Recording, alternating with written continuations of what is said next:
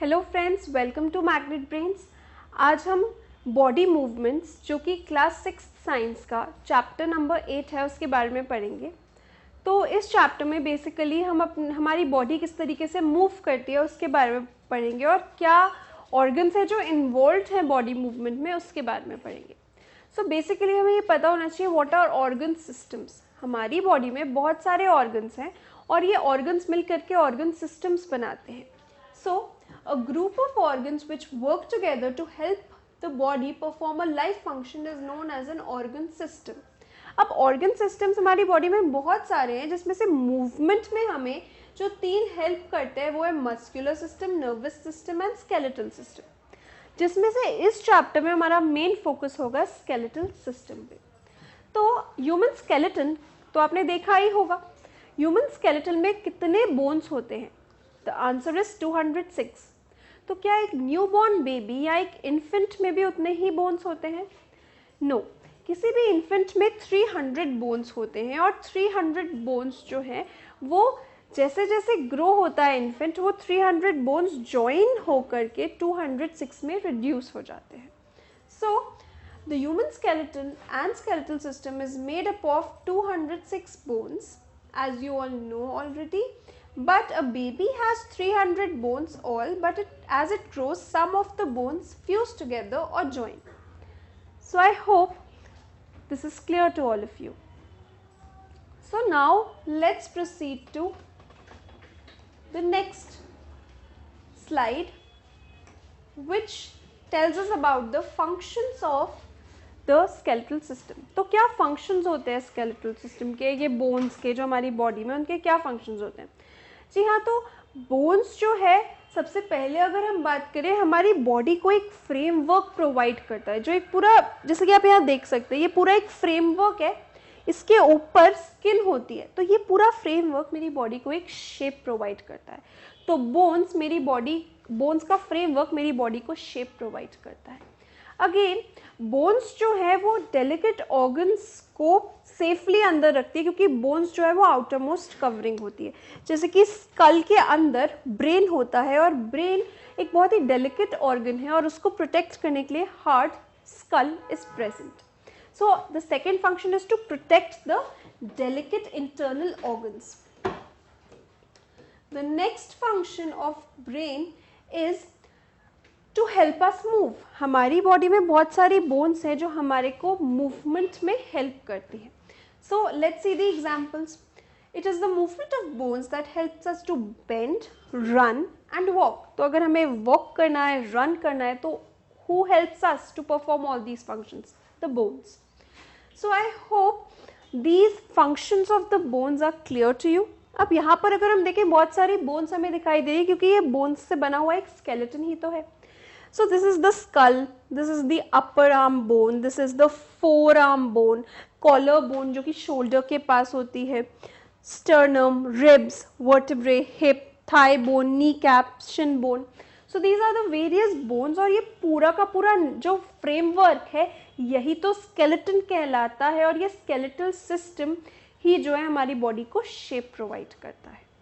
So after the functions of bones, now let's proceed next to the first most important bone, which is the skull.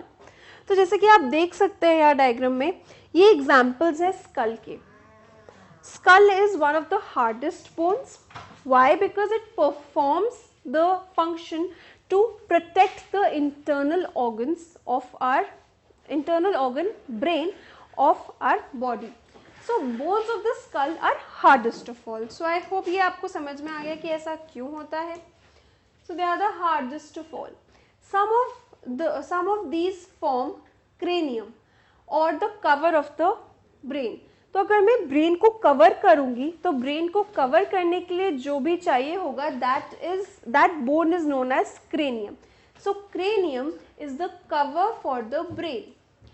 Now then we have the bones over here, the facial bones. जैसे कि आप यहाँ देख सकते हैं ये जो है आपकी फेस को एक शेप प्रोवाइड करती है, तो इस पार्ट को क्या बोलते हैं हम? Facial bones, because they provide the shape to your face.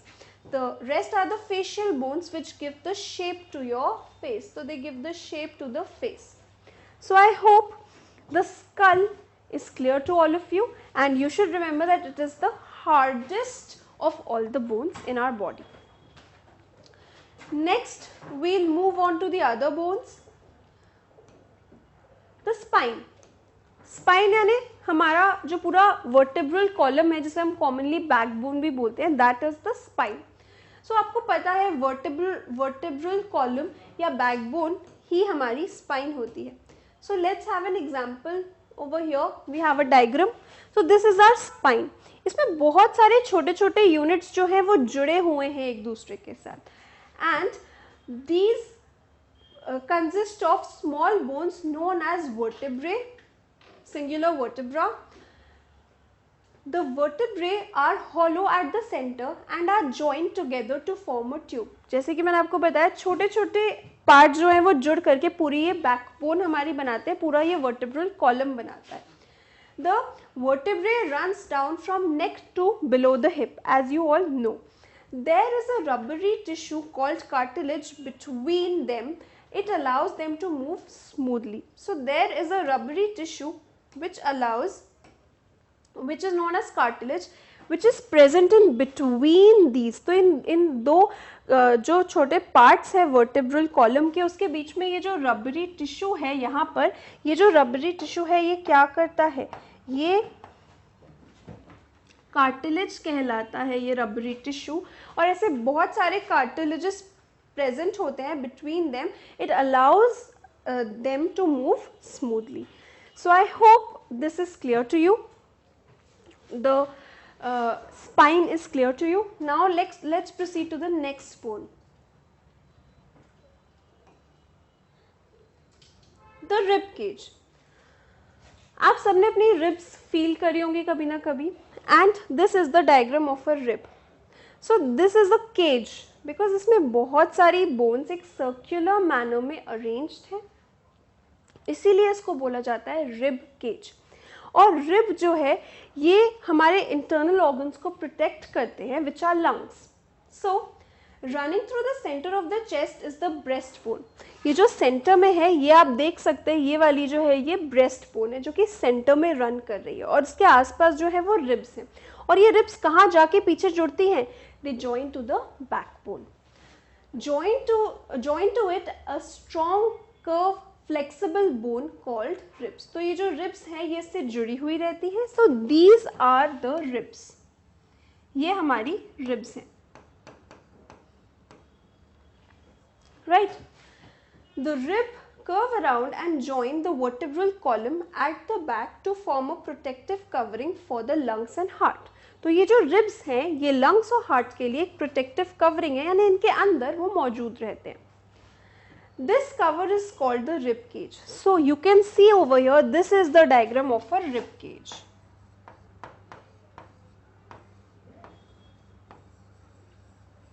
So this is the diagram of a rib cage, and it is made up of the various ribs which protect our lungs and heart. So I hope आपको rib cage clear है.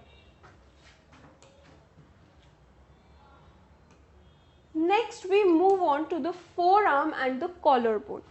तो जैसे कि आप यहाँ देख सकते हैं, कॉलर बोन ये है जो कि शोल्डर को कनेक्ट कर रही है मेरी आर्म्स से. This part, this is the collar bone and now it is connecting to the forearm. Forearm के अंदर जो है दो पार्ट्स होते हैं, एक पार्ट यहाँ तक का जिसको कि आप देख सकते हैं अपर आर्म बोलते हैं, और एक ये वाला जिसको कि हम फोर आर्म बोलते हैं. यहाँ से रिस्ट शुरू हो जाती है. So collarbone is attached to this shoulder joint, and further this part is known as bone of forearm. Further these two bones are known as bone of forearm, and over here is the bone of the hand, over here is the bone of the wrist, and then you have the bone of the fingers. So this is the skeleton of your hand. So this is the upper arm and this is the forearm, and this is the hand which contains fingers. So I hope this is clear to you. Now let's study about it. Collar bones are on the either sides of the neck. Neck के दोनों ही sides पे collar bones रहती हैं. Collar bone is attached to a shoulder blade and to the breastbone. It is also attached to the breastbone. The shoulder blade and collarbone, not only give shape to the shoulder but also help in the movement of arm. तो ये movement of arm में कैसे help करता है? That is the main question. ये जो collar bone है, ये यहाँ से जुड़ी है forearm की bone से, and it helps you to swing your arm or to move your arm. So this shoulder blade and collar bone give shape to the shoulder as well as help in the movement of the arm. The arm has two parts, the upper arm and the forearm, and both of them are, the upper arm and the forearm are joined at the elbow. So क्या joining point है? Elbow. One long bone runs through the upper arm while two bones give shape to the forearm. जी हाँ, यहाँ पे हमने देख चुका है कि अपर आर्म में तो केवल एक ही बोन है और लोअर आर्म में हमने देखा है कि forearm में हमने देखा है कि there are two bones. So I hope forearm and collarbone are clear to all of you.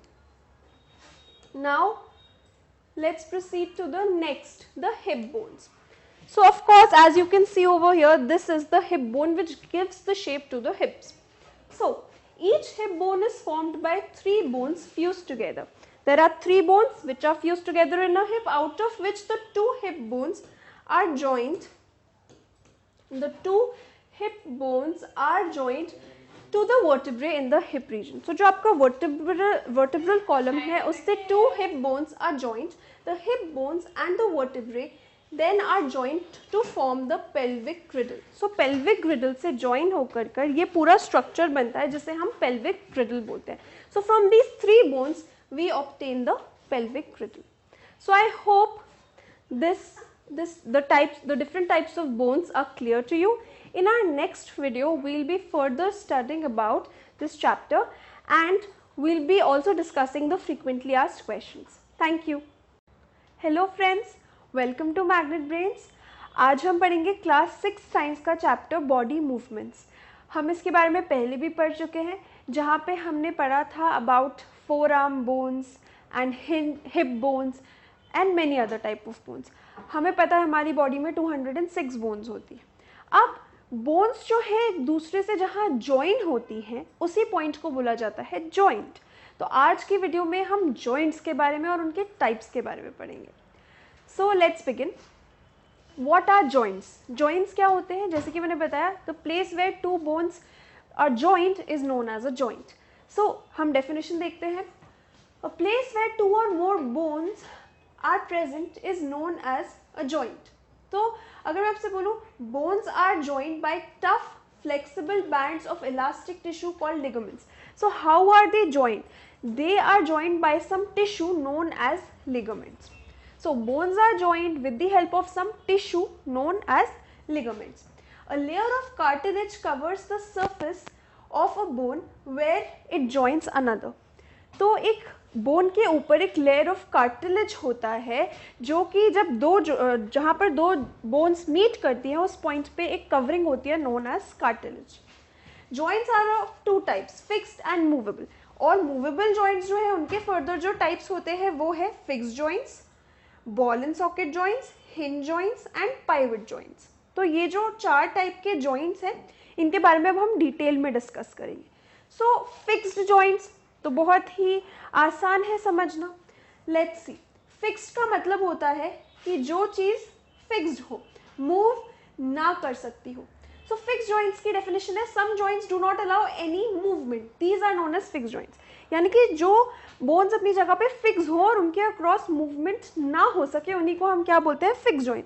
जैसे कि हमारा हेड, स्कल की अगर मैं बात करूं, स्कल का जो ये वाला पार्ट है जिसे हम क्रेनियम बोलते हैं, यहाँ पे जो जॉइंट्स होते हैं जैसे कि आप इस पिक्चर में देख सकते हैं, ये जो जॉइंट्स हैं यानी कि जहाँ दो बोन्स मीट कर रही हैं ये जो पार्ट्स है यहाँ पे फिक्स जॉइंट्स हैं.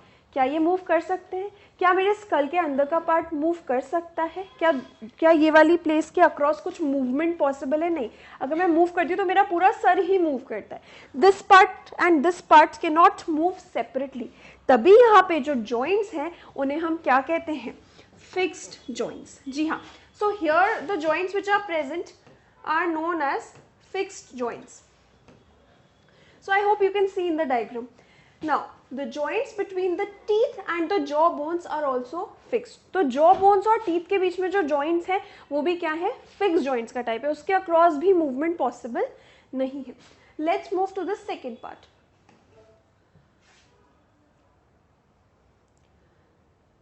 So now we move to ball and socket joints.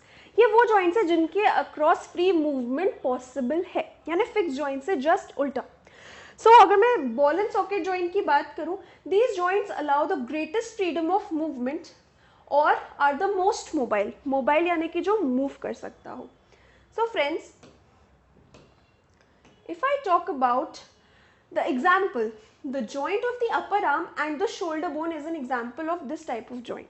आप बोलेंगे कैसे? जैसे कि अगर मैं आपसे बोलूँ कि आप अपनी अपर आर्म को मूव कर सकते हैं, जी हाँ, आप स्विंगिंग एक्शन भी कर सकते हैं, एज यू कैन सी. तो this is an example, the joint present over here, ये एग्जाम्पल होता है बॉल एंड सॉकेट जॉइंट का, क्योंकि यहाँ पर मोशन मूवमेंट पॉसिबल है. Bowler can swing his arm और a swimmer can rotate his arms freely. जैसे कि हम स्विम करते हैं तो हम हमारा पूरा आर्म 360 डिग्री पे रोटेट कर सकते हैं, मूव कर सकते हैं फ्रीली. तो why? The reason is because this joint is an example of ball and socket joint. So I hope this is clear to you. So you have seen the examples as well. So now let's proceed to the third type of joints.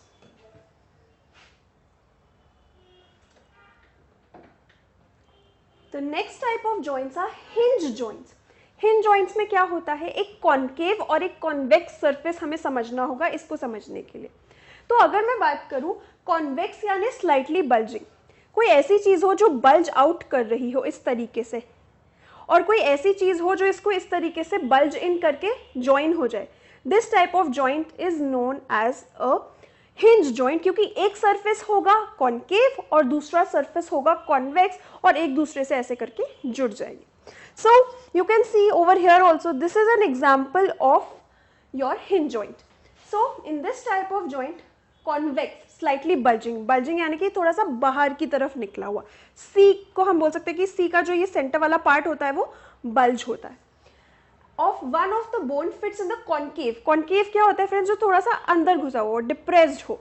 तो अगर मैं बात करूँ convex और concave एक दूसरे के opposite होते हैं, एक में बल्जिंग होती है और एक में जो है डिप्रेशन होता है. तो वो दोनों एक दूसरे में क्या हो जाते हैं, परफेक्टली फिट हो जाते हैं. तो इस तरीके का जो भी इस शेप का जॉइंट हो उसी को हम क्या बोलते हैं, hinge joint. So this allow movement only in one direction. तो इसमें जो इंपॉर्टेंट पार्ट है जो हमें पढ़ना है हिंज जॉइंट्स में, they allow movement only in one direction. For example, hinge joints at your elbow allow you to bend your arm, your forearm and straighten it. हम इस तरीके से अपने आर्म को मूव कर सकते हैं. That is very easy. But ये एक ही डायरेक्शन में हो सकता है. क्या मैं अपनी एल्बो को एकदम क्या मैं अपने इस हाथ को और पीछे ले जा सकती हूँ? आप देख सकते हैं कि ये और नीचे नहीं जाएगा क्योंकि इसकी मूवमेंट सिर्फ इतने में ही रेस्ट्रिक्टेड है. तो that is why it is an example of only allowing movement in one direction. So the example is hinge joints at your elbow allows you to bend your forearm and straighten it. It does not allow you to bend your arm backwards. जी हाँ, मैंने अभी आपको दिखाया कि मेरी arm backward नहीं जा रही थी across this joint at the elbow. Now let's move to the another type of joint which is pivot joint. So pivot joint क्या होता है, पाइवट एक ऐसी चीज होती है जो किसी एक्सिस के अराउंड घूमती रहे. जैसे कि आप मेरी नेक देख सकते हैं, मेरी नेक के अराउंड में सर्कुलर मोशन ऐसे कर परफॉर्म कर सकती हूँ. तो ये एक एक्सिस है मेरी नेक जिसके अराउंड पूरा का पूरा मेरा जो है फेस वो रोटेट कर पा रहा है. तो that is nothing but a pivot joint. जैसे कि आप यहाँ देख सकते हैं ये पाइवट है और इसके अराउंड आपका जो ये फेस है it can move around this axis. So let's see the definition. In such joints a bony ring rotates around a pivot or an axis. This allows the twisting movements about the joint. जी हाँ, हम twisting movements कर सकते हैं अपने neck के around. The head moves from side to side because it rests on a pivot. That pivot is nothing but the top of our joint. So what is that pivot? That pivot is the top of our spine, जो हमारे spinal cord का जो top है वही हमारे नेक पर आकर ख़त्म होता है, तो उसी पर ही जो हमारा नेक के ऊपर ही हमारा जो ये हेड है और फेस है ये क्या कर सकता है, मूव कर सकता है, ट्विस्ट हो सकता है. So I hope these type of joints, the different types of joints are clear to you. इसके अलावा हम हमारी नेक्स्ट वीडियो में पढ़ेंगे about how do vertebrates and invertebrates move. उनके मूवमेंट के बारे में हम बात करेंगे. और आप हमारे ऑफिशियल वेबसाइट magnetbrains.com से सारे चैप्टर्स, यानी कि जो भी क्लास 4 से लेकर 12 तक के सारे सब्जेक्ट्स के डिफरेंट चैप्टर्स हैं, उनके नोट्स और वीडियोस हमारे ऑफिशियल वेबसाइट magnetbrains.com पर पा सकते हैं. सो आई होप कि आपको ये वीडियो आज की फ्रूटफुल लगी हो. Thank you. Hello friends, welcome to magnet brains. आज हम पढ़ेंगे अबाउट बॉडी मूवमेंट्स, जो कि क्लास 6 साइंस का हमारा चैप्टर है. तो फ्रेंड्स, इसके पहले वाले वीडियो में हमने जॉइंट्स के बारे में पढ़ा था. अब हम आज की अपनी वीडियो में about locomotion and movement in vertebrates and invertebrates के बारे में पढ़ेंगे. तो लेट्स बिगिन. मूवमेंट जो है, हम सब मूव करते हैं. हम किस बॉडी पार्ट को यूज़ करते हैं मूवमेंट के लिए? जी हाँ, आप सबको इसका जवाब पता है, लेग्स. तो अगर मैं लेग्स के बारे में बात करूं, वो हम यूज़ करते हैं हमारे मोशन के लिए, मूवमेंट के लिए, और इस टाइप के मूवमेंट को हम बोलते हैं लोकोमोशन. तो क्या होता है लोकोमोशन, इसकी डेफिनेशन देखते हैं. So most animals can move from one place to another and this type of movement is known as locomotion. और हम ह्यूमन बींग्स क्या यूज़ करते हैं अपने लोकोमोशन के लिए? हम यूज़ करते हैं हमारी लेग्स. आप इस डायग्राम में देख सकते हैं, यहाँ पर जो है एक्चुअली में मैंने सिर्फ लेग्स पे फोकस किया है. Legs are used for running in this picture, you can see. तो आई होप लोकोमोशन क्या होता है ये आपको समझ में आ गया हो. अब हम दूसरे एनिमल्स में देखेंगे मूवमेंट को. So let's proceed. तो यहाँ पर एक बहुत ही कलरफुल पिक्चर है आपके लिए, जिसमें कि आप बहुत सारे एनिमल्स को देख पा रहे हैं. आई एम श्योर आप उनसे रिलेट कर पा रहे हैं, आपने उनको कभी ना कभी ज़रूर देखा होगा. और आप यहाँ पर मैच भी कर सकते हैं कि जो आपके माइंड में चल रहा है वो करेक्ट है या नहीं, क्योंकि यहाँ पे हमने नेम्स भी स्पेसिफाई किए हुए हैं. सो वर्टिब्रेट्स के बारे में अब हम बात करेंगे. वर्टिब्रेट्स होते क्या हैं?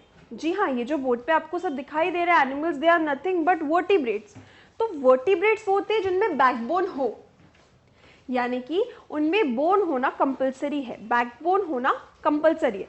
और अगर मैं बात करूँ इनवर्टिब्रेट्स क्या होगी, तो इनवर्टिब्रेट्स यानी वो जिनमें की बोन्स ना हो, जो कि विदाउट बोन्स ही मोशन कर सके. तो हमें तो पता है for human, we human beings are vertebrates, we have a backbone and we have a lot of bones in our body which help us in locomotion and movement.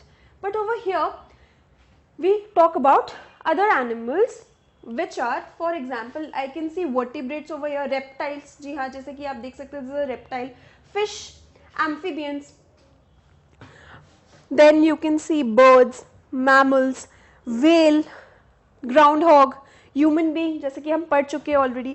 Because हमारी body में तो बहुत सारी बोन्स होती है. So we are also vertebrates. So animals that have a vertebral column are called vertebrates. All vertebrates move with the help of bones and muscles. So let's proceed. हम थोड़े से vertebrates के बारे में डिस्कस करेंगे थोड़ी सी डिटेल में, कि आखिर ये कैसे इनमें मूवमेंट पॉसिबल होती है. So let's study first about snakes. तो फ्रेंड्स, आप में से कितने लोगों को ऐसा लगता था कि स्नेक में बोन नहीं होती है? तो स्नेक में बोन्स होती हैं. स्नेक्स आर वर्टिब्रेट्स, और स्नेक्स जो हैं बोन्स की मदद से ही मूव करते हैं. तो हमने देखा होगा स्नेक जब मूव करता है तो वो अपनी बॉडी को ऐसे ऐसे लूप्स में थ्रो करके आगे मोशन करता है. तो जैसे कि आप यहाँ पे भी देख सकते हैं, इसकी बॉडी हमेशा लूप्स के फॉर्म में रहती है. तो स्नेक्स कैसे मूव करते हैं? Snakes move very fast due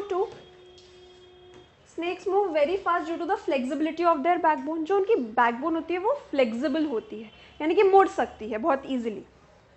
A snake's vertebral column is made up of 100 to 400 vertebrae that are connected by ball and socket joints. जी हाँ, अगर मूवमेंट बहुत इजीली पॉसिबल है तो कौन से जॉइंट्स होंगे जो यूज़ होंगे? Of course ball and socket joints, क्योंकि उनके अराउंड मूवमेंट बहुत ही आसानी से पॉसिबल होता है, जैसे कि हम हमारी प्रीवियस वीडियो में पढ़ चुके हैं. तो ये पॉइंट आपको नोट करना है कि बॉल एंड सॉकेट जॉइंट्स जो है वो रिस्पॉन्सिबल हैं स्नेक की मूवमेंट के लिए. Strong muscles attached to the ribs, vertebrae and belly scales are responsible for the flexibility of a snake's body. A snake moves by throwing its body into loops on alternate side. जी हाँ, जब एक side पे loop होता है तो इस तरफ move करता है, इस साइड पे लूप होता है तो इस तरफ मूव करता है. सो this is how snake move. तो उनका वर्टेब्रल कॉलम जो होता है वो 100 से 400 बोन्स की लेंथ का होता है. So I hope snakes are vertebrates, ये अब आप सबको समझ में आ गया होगा. अब हम नेक्स्ट वर्टिब्रेट्स के बारे में देखते हैं. तो जो हमारा नेक्स्ट वर्टिब्रेट है वो है फिश. हाँ, फिश में बोन्स होती है डेफिनेटली. तो अगर मैं फिश की बात करूं, आप यहाँ पे पिक्चर में देख सकते हैं. देखिए फिश कैसे मूव कर रही है. फिश जब अपनी बॉडी की एक साइड इधर टर्न कर रही है तो दूसरी साइड आगे मूव हो रही है. तो हेड और टेल फिश का आप देखिए बहुत ही स्मॉल है और उसका जो मेन बॉडी पार्ट है, जैसे कि आप यहाँ देख सकते हैं, वो बड़ा है as compare to the head and the tail. तो ये जैसी एक स्ट्रीमलाइंड बॉडी, जैसे कि हम ये बोलते हैं कि fish has a streamlined body, तो उसका यही मतलब होता है. इसके फेस, उसका फ्रंट पार्ट और बैक पार्ट, टेल वाला पार्ट जो है वो थिन होता है और सेंटर बॉडी जो है वो थिक होती है. So this is known as having a streamlined body. So let's proceed further. The head and tail of a fish are smaller than the middle portion of the body. The body tapers at both ends. This body shape is known as streamline. ये हम पढ़ चुके हैं. ये shape जो है help करती है. The shape is such that water can flow around it easily and allows the fish to move in water. The skeleton of fish is covered with strong muscles. During swimming, muscles make the front part of the body curve to one side and the tail part swings. तो motion जब होता है तो front part जिस side जाता है, tell उसके opposite side जाती है, जैसे कि आप यहाँ पर भी देख सकते हैं. तो इसी तरीके से फिर एक जर्क क्रिएट होता है, फिर फेस उस तरफ जाता है, बॉडी भी उसी तरफ जाती है और टेल इस तरफ चली जाती है. So let's see. Then quickly the body and tail curve to the other side. This makes a jerk and pushes the body forward. तो बॉडी आगे कैसे जाती है? By a jerk. और वो किस तरीके से होता है? With the help of the motion of the front part, the body and the tail. So I hope fishes कैसे move करती है आप यहाँ पर भी देख पा रहे हैं. So now let's move to the next vertebrate. जो हमारा next vertebrate है वो है bird. तो birds क्या करती है? They fly in the sky. When birds fly in the sky, सबसे पहले तो उन्हें हवा को चीरते हुए जाना होगा, यानी कि उनकी जो बॉडी है वो बहुत स्ट्रॉन्ग होनी चाहिए, उनकी जो मसल्स है वो बहुत स्ट्रॉन्ग होनी चाहिए, स्ट्रॉन्ग फ्लाइट मसल्स होनी चाहिए, ताकि एयर का जो रेजिस्टेंस है, जो रुकावट है हवा की वजह से, जैसे कि हम रेजिस्टेंस बोलते हैं, वो उसको चीर करके आगे मूव कर सके. तो पहली चीज तो ये हो गई. दूसरी चीज जो उनकी बोन्स होनी चाहिए वो लाइट होनी चाहिए, तभी तो वो अगेंस्ट ग्रेविटी उड़ पाएंगी. तो इसीलिए उनकी बोन्स कैसी होंगी फ्रेंड्स? हॉलो होंगी, ताकि उनमें मास सबसे कम हो. तो लेट्स सी कि बर्ड्स का मोशन कैसे होता है. उनकी बॉडी का शेप इस तरीके से डिजाइन होता है, उनके विंग्स इतने बड़े होते हैं ताकि वो इजीली क्या कर सके? फ्लाई कर सके. So a smooth streamline body offers little resistance to the flow of air. Resistance यानी रुकावट. A skeleton made of hollow bones. जी हाँ, हम ऑलरेडी डिस्कस कर चुके हैं कि बोन्स कैसी होती हैं बर्ड्स की. बर्ड्स की बोन्स हॉलो होती हैं ताकि वो ऊपर आसमान में मूव कर पाए.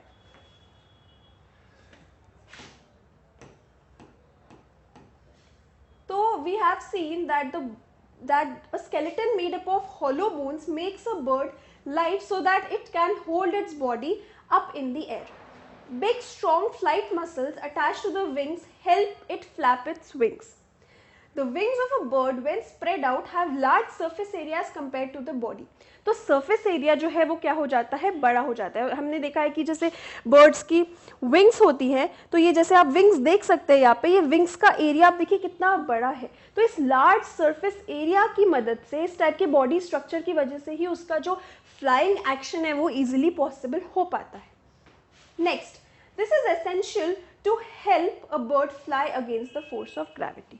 तो अगर force of gravity के against bird को fly करना है तो ये सारे features जो हैं क्या है? Necessary हैं. So I hope all this is clear to you.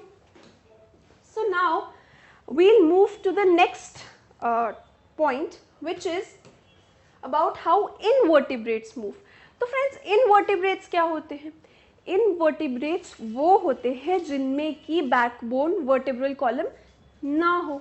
तो लेट्स सी द डेफिनेशन। अगर मैं बात करूं इनवर्टिब्रेट्स की, तो invertebrates about 98% of all animals are invertebrates. That is, they do not have a vertebral column or an internal skeleton made of bones. तो जी हाँ, इनमें एक वर्टिब्रल कॉलम नहीं होता और कोई भी एक स्केलेटन, जैसे कि ह्यूमन स्केलेटन हमारी बॉडी के अंदर होता है, वैसे ही इनमें कोई भी स्केलेटन यानी कि कोई भी हड्डी नहीं होती है। And they move without the help of bones.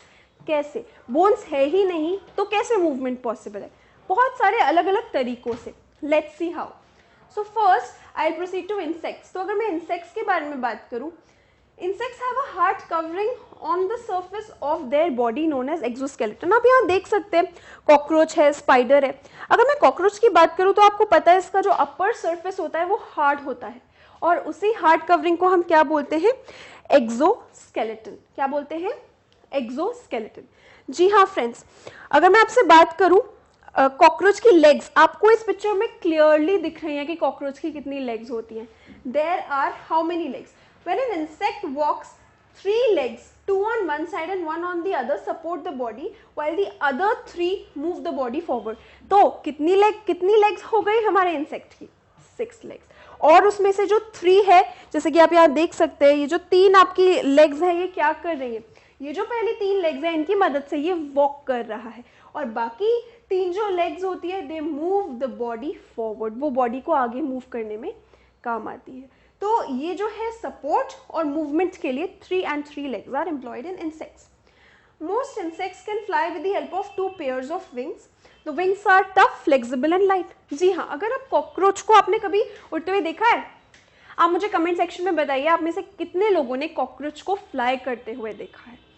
तो अगर मैं कॉकरोच की बात करूं, आई डोंट नो आप लोगों ने ऑब्जर्व किया है कि नहीं, बट मैंने कॉकरोच को फ्लाई करते हुए देखा है, यानी कि उसके पास विंग्स होंगे। तो कॉकरोच के पास विंग्स होते हैं और वो विंग्स क्या होने चाहिए? लाइट, वरना वो ग्रेविटी के अगेंस्ट ऊपर फ्लाई नहीं कर पाएगा। तो the wings of the cockroach should be light. The wings are tough, flexible and light. Strong muscles help the wings beat against the air. Again इसको हवा को चीरते हुए उड़ना है। हवा से जो रेजिस्टेंस आ रहा है, जो रुकावट आ रही है, उसको चीरते हुए आगे बढ़ना है। तो इसमें इसकी मदद कौन करता है? विंग्स। विंग्स की स्ट्रॉन्ग मसल्स। तो आई होप फ्रेंड्स ये सारे पॉइंट्स आपको क्लियर है। हमने इंसेक्ट्स के बारे में भी पढ़ा है हमने। अब हम नेक्स्ट पढ़ेंगे about other type of invertebrates.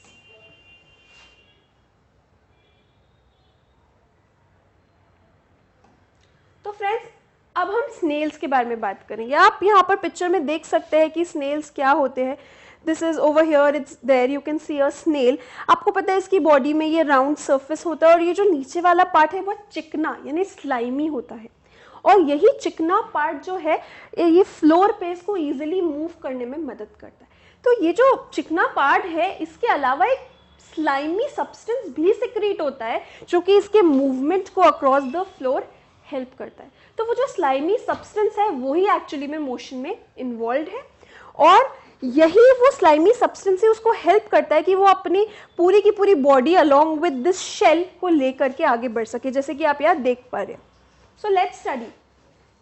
So snails have a soft body which they can pull back into their shell. Of course, हमें पता है ये बॉडी अपनी शेल के अंदर भी डाल सकता है। They have a large flat foot which helps them move forward. ये आप देख सकते हैं ये जो फ्लैट फुट है ये बहुत ही बड़ा है और फ्लैट है, ग्राउंड से कांटेक्ट में रहता है हमेशा। The foot secretes a slimy substance which helps the snail glide over the ground, dragging its heavy shell with it. तो इतनी भारी शेल को आगे ले जाने के लिए कुछ ना कुछ तो चाहिए ना ऐसा जो उसके मोशन को ईजी बनाए। वो कहाँ से आता है? ये जो फुट है ये क्या सिक्रीट करता है? जैसे कि मैं बता चुकी हूँ, एक स्लाइमी सब्सटेंस, एक चिकना सब्सटेंस जो आगे मूवमेंट में मदद करता है इस तरीके से कि ये हैवी शेल भी साथ साथ में मूव हो पाए। और हमें तो पता है ये कभी कभी जो है ये अपने फेस को इस शेल के अंदर डाल लेता है। We all know that. So the movement of the foot is controlled by the muscles attached to it. तो जी हाँ फ्रेंड्स, आप देख रहे हैं कि बोन्स नहीं बट मसल्स इनवर्टिब्रेट्स की हेल्प करती हैं मूवमेंट में। So I hope the example of snail is clear to you. So next we move to earthworm. Earthworm किस तरीके से मूव करता है हमें इसके बारे में स्टडी करना है। तो अर्थवॉर्म का पिक्चर जैसे कि आप यहाँ देख सकते हैं, पहले तो इसकी जो बॉडी होती है इसमें बहुत सारे स्केल्स होते हैं, जैसे कि आपको रिंग्स दिख रही हैं, बहुत सारी रिंग्स के फॉर्म में इसकी बॉडी होती है। अब ये कैसे मूव करता है, इतनी लंबी बॉडी को ये एक बैक पार्ट को फिक्स कर देता है जिसको हम रियर पार्ट बोलते हैं, और फ्रंट पार्ट को मूव कर लेता है। फिर क्या करता है, फ्रंट पार्ट को फिक्स कर देता है, बैक पार्ट को मूव कर लेता है, यानी रियर बॉडी को मूव कर लेता है, और इसी तरीके से धीरे धीरे इसमें मूवमेंट पॉसिबल होती है। आपने क्या स्नेक और अर्थवॉर्म की स्पीड को कभी कंपेयर किया है? हाँ, आप मुझे कमेंट सेक्शन में बताइए, स्नेक मूव करेगा फास्ट या कि अर्थवॉर्म। आई एम श्योर आपको आंसर पता होगा, बट क्या आपने कभी ये नोटिस किया है in your everyday life? Have you noticed snake fast move करता है कि अर्थवॉर्म? स्नेक को तो आप सबने नोटिस किया होगा, क्या कभी अर्थवॉर्म को नोटिस किया है? You should notice. Now the body of an earthworm is made up of many rings joined end to end, as you can see. The earthworm does not have bones. जी हाँ, तभी तो वो किसकी category में आता है? Invertebrates की category में आता है। During movements, the earthworm first extends the front part of the body, front part को आगे बढ़ाता है, और rear यानी कि back portion को ground से fixed रखता है। फिर उसके बाद वो front end को जो है fix कर लेता है, और rear body को जो है, जो back पे होती है, वो move करता है। It then shortens the body and pulls the rear end forward. तो आई होप आपको समझ में आ गया हो कि इसकी बॉडी में बहुत सारे रिंग्स होते हैं और ये किस तरीके से मूव करता है। फ्रंट को फिक्स करता है, रियर को मूव करता है, और फिर रियर को फिक्स करता है, फ्रंट को मूव करता है। So I hope the example of earthworm is clear to you. So friends, in our next video we'll be discussing about the frequently asked question of this chapter. Thank you. Hello friends, welcome to magnet brains. आज हम पढ़ेंगे about body movements. ये class 6 science का chapter है। इसके बारे में हमने हमारी प्रीवियस वीडियोस में बहुत सारे डिस्कशंस किए हैं, सारे टॉपिक्स के बारे में, और अब हम पढ़ेंगे about the frequently asked questions of this topic. तो फ्रीक्वेंटली आस्क्ड क्वेश्चंस जो इस टॉपिक के हैं वो हैं आपके फिल इन द ब्लैंक्स में। सबसे पहले, joints of the bone help in the dash of the body. तो जॉइंट्स हमारी मदद करते हैं मूवमेंट में। So the answer over here is movement.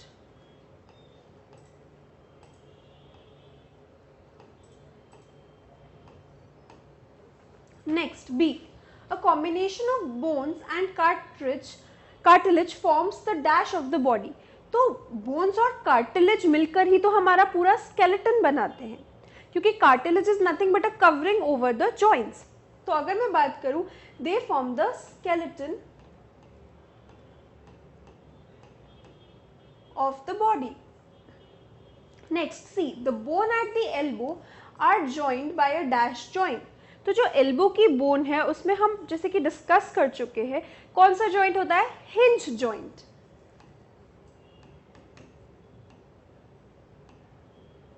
और ये ऐसा जॉइंट होता है जो एक ही डायरेक्शन में मूवमेंट अलाउ करता है। So next, D, the contraction of the dash pulls the bones during movement. तो मूवमेंट के लिए बोन्स के साथ मसल्स का भी इंपॉर्टेंट रोल होता है, और उन्हीं के कॉन्ट्रैक्शन से हमारी मूवमेंट पॉसिबल हो पाती है। सो the answer is muscles. Indicate true और फॉल्स। तो अगर ट्रू होगा तो मैं टिक से डिनोट करूंगी, और फॉल्स होगा तो क्रॉस से। A part, the movement and locomotion of all the animals is exactly the same. हमने देखा है वर्टिब्रेट्स अलग तरीके से मूव करते हैं, इनवर्टिब्रेट्स अलग तरीके से मूव करते हैं, तो यानी कि ये स्टेटमेंट हुई false. The cartilages are harder than the bones. No, bones are harder as compared to cartilage. So ये स्टेटमेंट हुई false. The finger bones do not have bones. Of course, finger bone में definitely bone तो present होती है, joints present नहीं होते हमारी finger bone में, तो ये हो गया false. The forearm has 2 bones. जी हाँ, हमारी जो फोर आर्म होती है उसमें 2 बोन्स होते हैं। Cockroaches have an outer skeleton. Yes, we have studied this when we were studying about the insects. So in this case, insects are also invertebrates. They do not have a backbone, and cockroaches have an outer skeleton known as exoskeleton. So this is true. So I hope these questions are clear to you. Next हम move करते हैं हमारे next questions पे, जो कि हैं match the column. तो अब हमें क्या करना है, हमें इस साइड पे जो भी ऑप्शंस है उन्हें इस साइड के ऑप्शन से मैच करना है। ऐसा ज़रूरी नहीं है कि एक पॉइंट का आंसर इसमें से कोई एक ही हो सकता है एक से ज़्यादा भी हो। तो अब आप सबको ये मैच द फॉलोइंग को ध्यान से देखना है और साथ साथ में आपको भी ये सॉल्व करते जाना है खुद से। आई एम श्योर आप कर पाएंगे। अगर हमने ये पूरा वीडियो लेक्चर्स के थ्रू ये टॉपिक बॉडी मूवमेंट्स पूरा पढ़ा है तो डेफिनेटली हम ये क्वेश्चन आंसर्स तो डेफिनेटली सॉल्व कर पाएंगे। So let's have a look. A part is upper jaw, हम सारे ऑप्शन से मैच करते हैं। Have fins in the body, incorrect. Has an outer skeleton, no. Can fly in the air, no. Is an immovable joint, हाँ हमें पता है अपर jaw जो होता है वो इमूवेबल जॉइंट होता है। तो क्या हम ऐसे मैच कर सकते हैं? जी हाँ। Protect the heart, no. Show slow movement, no. Have a streamline body, तो हमने ये मैच कर दिया है। Now let's move to the next. तो अब हम बात करते हैं फिश के बारे में। Fish have fins in the body, जी हाँ हम पढ़ चुके हैं फिश की स्ट्रीमलाइन बॉडी होती है और उनमें फिन्स भी होते हैं। Outer skeleton, no. Can fly in air, no of course not, fish can not fly. Protect the heart, no. Show slow movement, no. Have a streamline body, जी हाँ जैसे कि हम पहले भी बोल चुके हैं कि fish have a streamline body. Ribs, ribs हमारे हार्ट को क्या करती है? प्रोटेक्ट करती है। रिब्स का एक पूरा जो है सर्कुलर टाइप ऑफ कवरिंग होता है जो हमारे हार्ट को प्रोटेक्ट करता है। तो ribs have fins in the body, has an outer skeleton, can fly in air, immovable, protect the heart। तो इसका आंसर हो जाएगा ribs protect the heart। I am sure आप भी मेरे साथ मैच कर रहे होंगे। So now let's proceed to the next। snail, snail हमें पता है धीरे धीरे चलता है। So snail fins नहीं, outer skeleton नहीं, can fly in the air नहीं, show slow movement yes। तो snail shows a slow movement, जी हाँ। कॉकरोचेस, हमें पता है cockroaches can fly right and they have wings, that is why they can fly, but they do not have fins, they have an outer skeleton. जी हाँ हमने अभी अभी पढ़ा था उनका आउटर स्केलेटन होता है जिसको हम एक्सोस्केलेटन बोलते हैं। And yes they can also fly in air. बाकी सारे ऑप्शंस मैच नहीं कर रहे। तो I hope these match the following are clear to all of you. Now answer the following question. What is the ball and socket joint? So ball and socket joint is an example of a movable joint. It allows easy movement through the joints. For example, if I talk about my forearm, it can easily move in any direction. It can even go to 360 degree. तो एक example हो गया इसका ये वाला joint जो हमारे forearm और shoulder को connect करता है। So what is a ball and socket joint?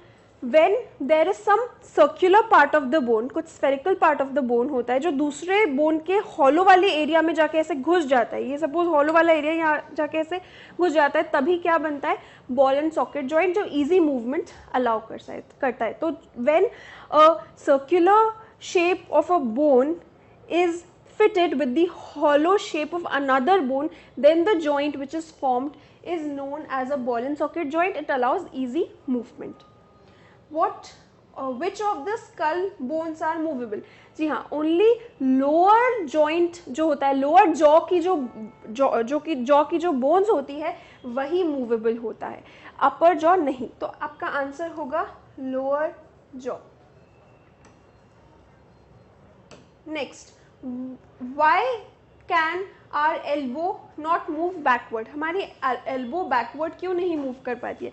Elbow backward इसीलिए नहीं मूव कर पाती क्योंकि वहाँ हिंज जॉइंट है और हिंज जॉइंट केवल एक ही डायरेक्शन में मूवमेंट अलाउ करता है। So due to the presence of hinge joint this happens.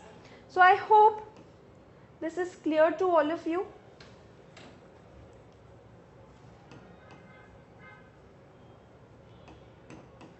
So these were some frequently asked questions जो कि इस चैप्टर में से आपसे एग्जाम में आपके पूछे जा सकते हैं कि बॉडी मूवमेंट्स के चैप्टर में से इन क्वेश्चंस पे एम्फेसिस आपको ले करना ज़रूरी है। इनमें से कुछ क्वेश्चंस आपको एनसीईआरटी में भी मिल जाएंगे। सो आई होप आपको ये क्वेश्चन आंसर राउंड समझ में आया होगा। हमारी नेक्स्ट वीडियो में हम नेक्स्ट चैप्टर पढ़ेंगे क्लास 6 साइंस का। Thank you.